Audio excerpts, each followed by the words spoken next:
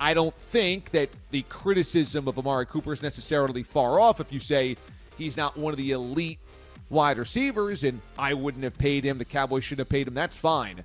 But when you use a phrase like turd, that is to me where Rex Ryan loses credibility, because as a former head coach in the NFL, you got to have more respect for the type of player that Cooper is, or just the type of work and dedication it takes to become a really good player in the NFL. I mean, it's one thing for somebody on the outside to throw a Molotov cocktail, throw a grenade, etc., call a name. I mean, that does happen. But as a former head coach in the NFL, I do think it's out of bounds because you've been with those guys. And look, you can slam a lot of guys around the NFL for their behavior off of the football field, and if that's where you want to go with that term, that's one thing.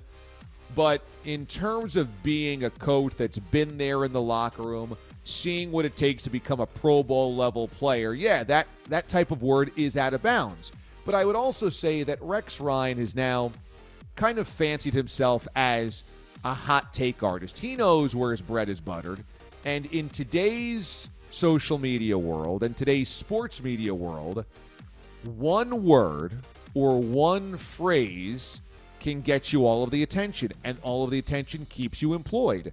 Rex has said a lot of outlandish, crazy things. It's almost like he's looking for the next outlandish, crazy thing to say. It's almost like Rex Ryan's trying to be the Don Cherry of the NFL. It's almost like a lot of guys are trying to be the one phrase, one term, hot take artist so that clip goes viral. And that's kind of exactly what Rex is doing here.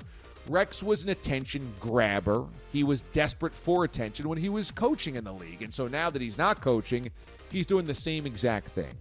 So in some ways, I take it with a grain of salt, because Rex is doing this type of stuff constantly anyway, and was doing it when he was a head coach and a defensive coordinator. As long as he's got a microphone, he's trying to draw attention to himself.